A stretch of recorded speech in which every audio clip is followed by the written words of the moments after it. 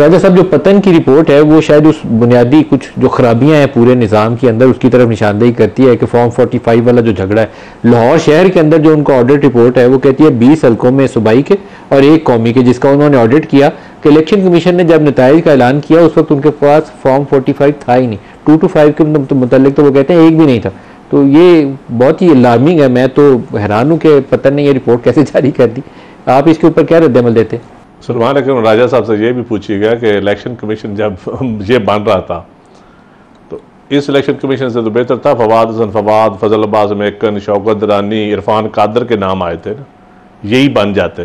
तो ये भी पीटीआई ने बनाया, इमरान खान ने लगाया। इमरान खान वैसे जब जुडिशरी के जज एलिवेट हो रहे थे, चीफ इलेक्शन कमिश्नर की किसने तजवीज़ की थी कि आप इसको लगवाएं? लगाया तो इमरान ने था। खान साहब, जनरल फैज ने तजवीज़ की। जनरल फैज ने तजवीज़ की? ये खबर चलाई थी, बड़ी खबर चलाई। पूछ ले। और आप इस्लामाबाद हाई कोर्ट के जज का जिक्र कर रहे हैं, बाबर सत्तार और जहांगीरी जब जज लग रहे थे पीटीआई ने मुखालफत की थी। मैं खुद मैंने कहा खान साहब बहुत अच्छे लोग हैं, बात बोले जी हमारे खिलाफ कालम लिखते हैं, ये बोल। मैं कहा अच्छे लोग ही बुरे वक्तों में काम आते हैं, सिस्टम के साथ खड़े होते हैं।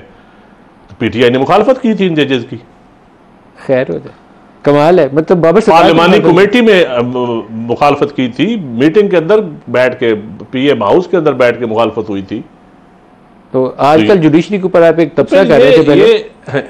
आजकल की जुडिशरी वो वाली जुडिशरी है जिसे आसिफ जरदारी साहब ने कहा था ये पॉलिटिकल जजेस हैं, ये वो पॉलिटिकल जजेस हैं। मेरे ख्याल में जी पिछले से बेहतर हमारी जुडिशरी बेहतर जा रही है। दिन ब दिन सोशल मीडिया है, सोशल प्रेशर है, एक अवाम के अंदर भी अंगड़ाई आई हुई है और पॉलिटिकल सिस्टम भी।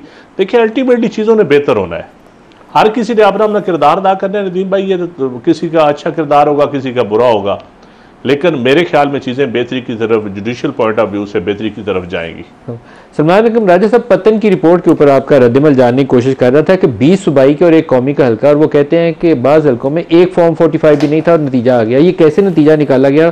थोड़ा सा परेशान कौन रिपोर्ट है ये? देखिए, मेरे लिए तो हैरान कुन नहीं है। मैं तो खुद उस रात का गवाह हूँ। उस रात क्या हुआ और मरते दम तक गवाह रहूँगा। किस तरह हमें आरओ के दफ्तर से उठा के बाहर फेंका गया, उस दिन क्या हुआ, कटे फटे जो फॉर्म इलेक्शन कमीशन ने बुनियाद बनाए फॉर्म 47 के, वो सब के सामने हैं। मेरे हल्के के तो अपलोड भी हो गए थे और पूरी दुनिया में तज़ीक और तमस्खर का बायस बने। तो जो हुआ उस रात वो हम सब जानते हैं, आप जानते हैं, आप उस हल्के में मौजूद थे।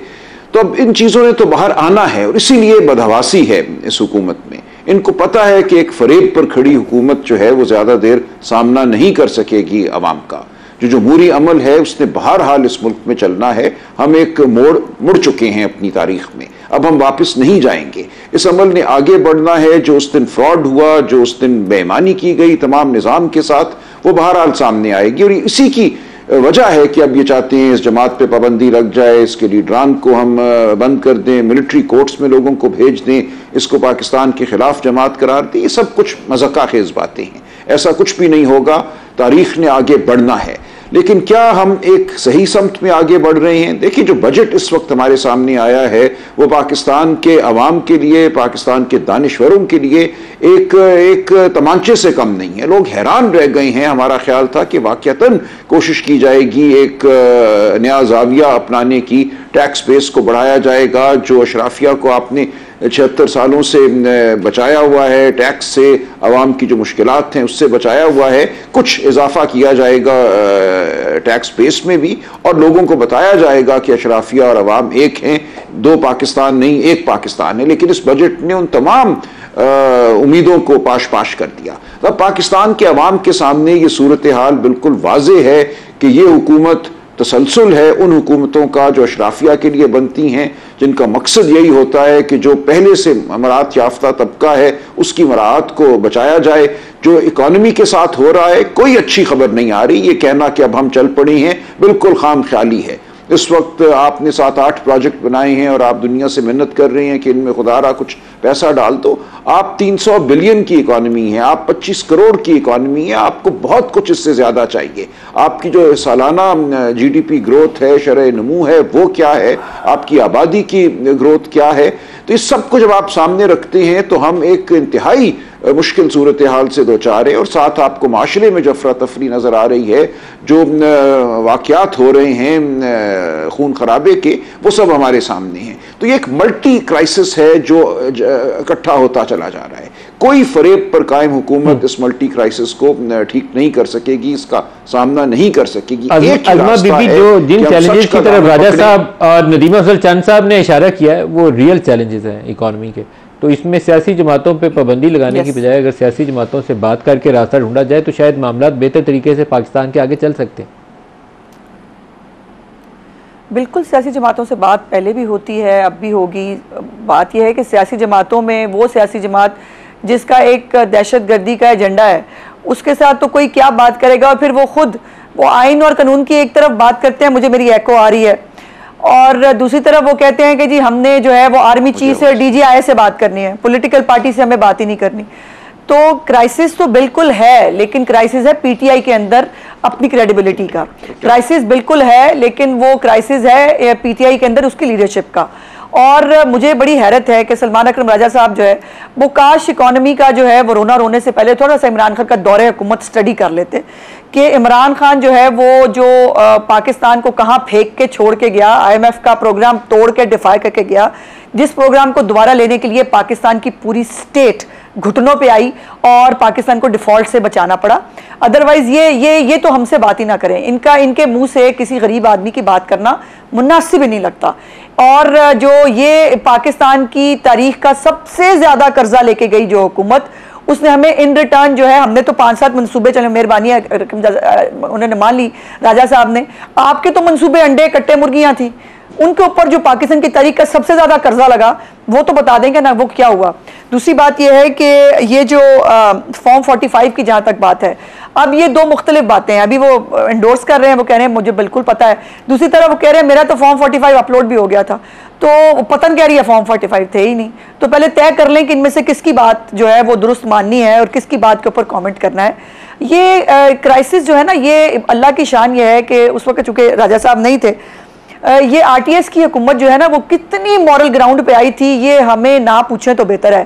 Qasim Suri deputy speaker National Assembly, वो पैरों के अंगूठे लगे हुए जो है उन निशानों के साथ अगले ने 5 साल बल्कि 4 साल जो है वो कौमी असम्बली की डिप्टी स्पीकरी की हुई है। तो ये तो मतलब इनकी बातें सुन के तो हंसी आती है, लेकिन यकीनन पाकिस्तान के इकोनॉमिक क्राइसिस जो हैं उससे ही निकालने की कोशिश की जा रही है। ये जो इतनी गरीबों की परवरदा हुकूमत आई थी, जो अंडे कट्टे मुर्गियां दे के चली गई और पनाहगाहें जो है वो भी बना के चली गई, उसने क्या किया गरीबों के लिए, सवाई है कि यहाँ पर जो है वो हीरे ले लो, तोशा खाना बेच दो, वो फलाने मेरे दोस्त को जो है वो इससे नवाज दो, उसको इतने का फायदा दे दो, ये तो हो रहा था। ब्रेक ले लेंगे, हमारे साथ रहिए।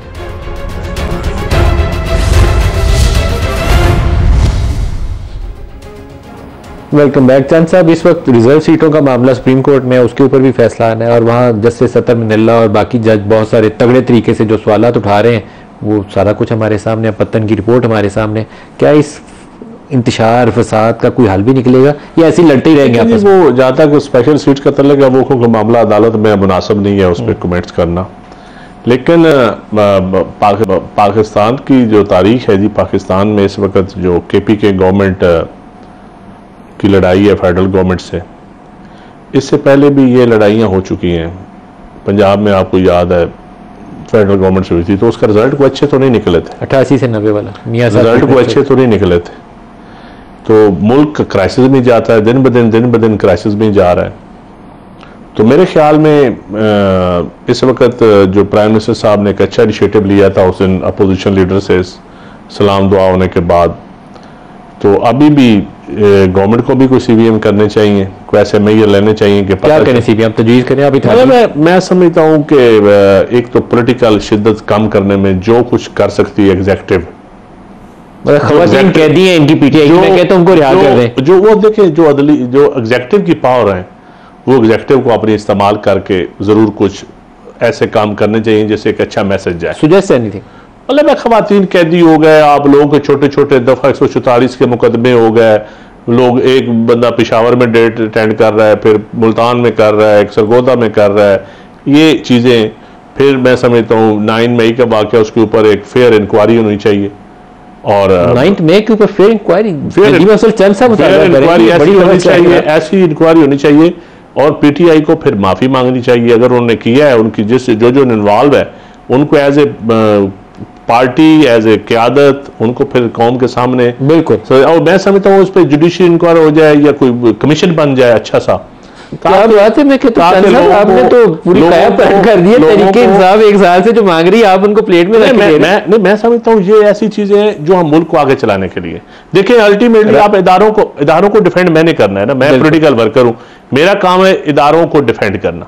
मेरा काम इदारों के ऊपर गालियां देना किसी एक फर्द की वजह से, किसी एक शख्स, 4 अशखास की वजह से, 5 की। क्विकली रिस्पांस ले लें राजा साहब, आपका रिस्पांस, क्योंकि ये चंद साहब ने तो आज कमाल ही कर दिया। आपको दावत जो आपको कहना चाहिए था उन्होंने आपको खुद ऑफर कर रहे हैं कि ये करना चाहिए।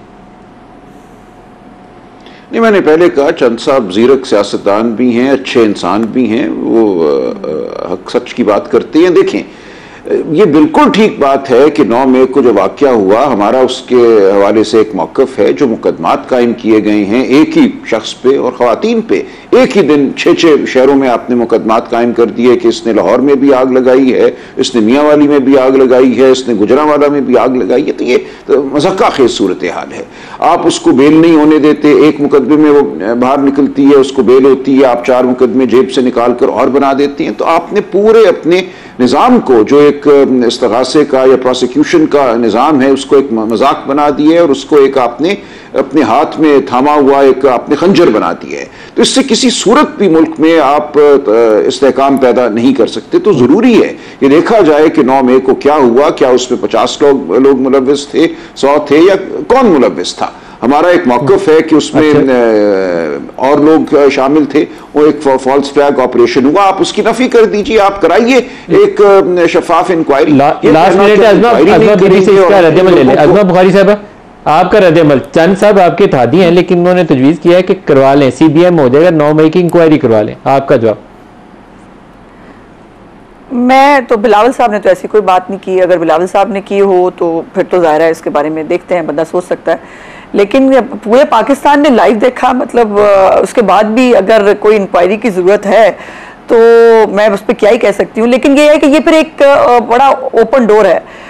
9 मई को जो है वो फिर एक क्लीन चिट दे देते हैं, जिस पार्टी का जो दिल चाहे, बेशक जो है वो किसी का भी जिला वतन हो जाए, किसी लीडर को फांसी दे दी जाए, तो फिर 9 मई से भी बहुत आगे चले जाना चाहिए। अभी तो सिर्फ ये इनका रहनुमा जो है वो सिर्फ पकड़ा गया था।